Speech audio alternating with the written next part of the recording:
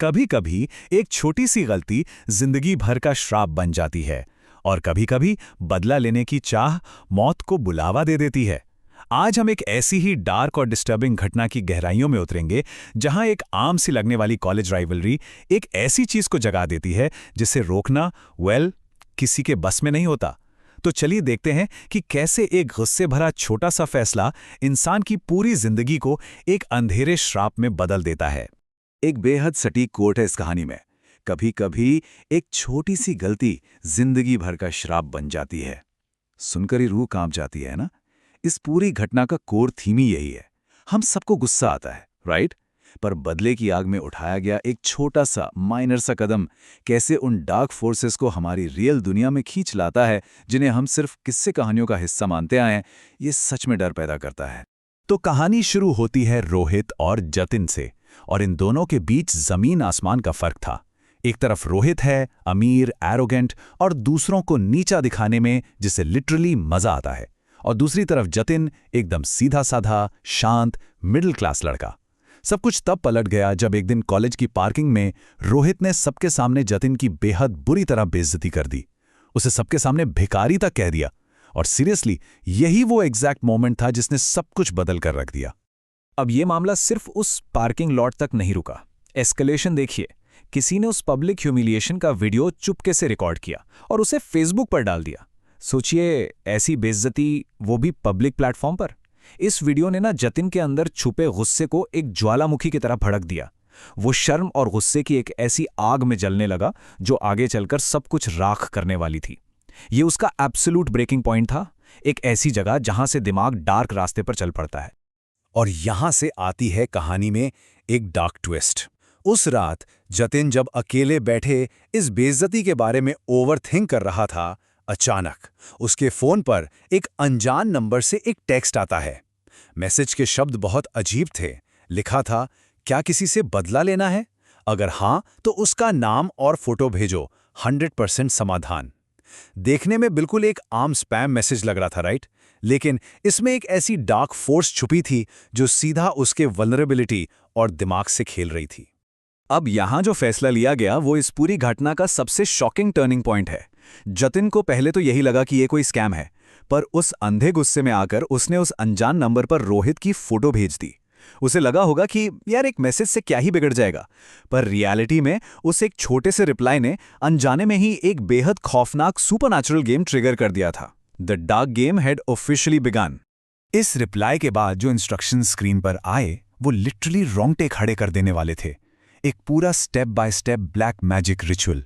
जतिन को बताया गया कि रात के ठीक 12 बजे उस फोटो को काले कपड़े में लपेटना है, 3 बार श्राप को जोर से बोलना है, उसके ऊपर एक नारियल और एक जलता हुआ दीपक रखकर उसे चौराहे पर छोड़ आना है। ये स्टेप्स इतने ज्यादा प्रोसीजरल और डिटेल में थे कि सीरियसली इनकी सच्चाई और गहराई किसी को भी अंदर तक डरा सकती है।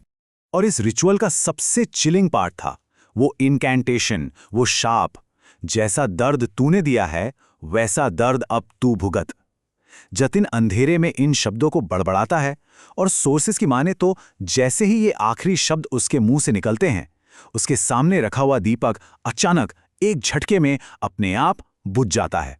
ये कोई हवा का झोंका नहीं था, ये क्लियर इशारा था कि श्राप सील हो चुका है।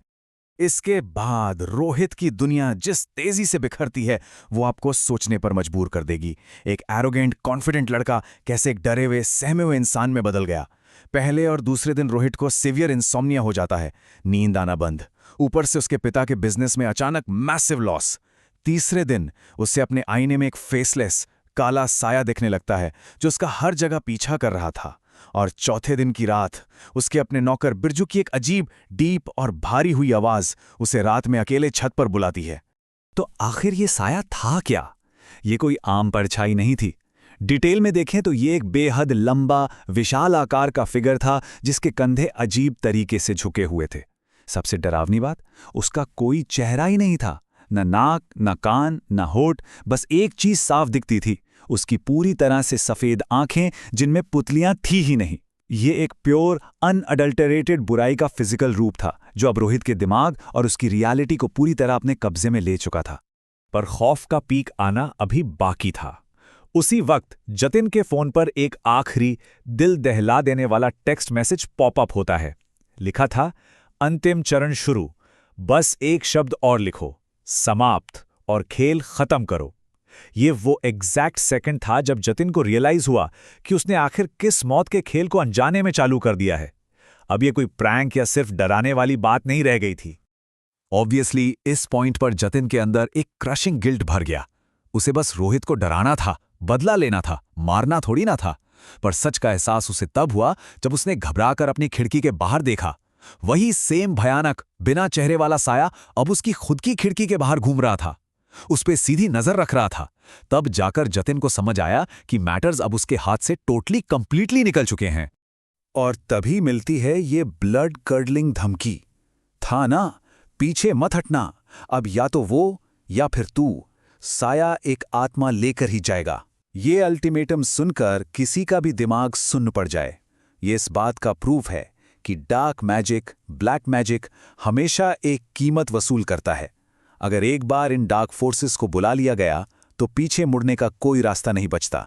किसी ना किसी को तो अपनी जान देनी ही थी। अब आता है वो क्लाइमैक्स जो सारी हदें पार कर देता है।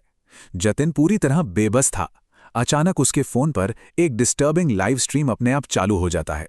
वीडियो में क्या दिखता है?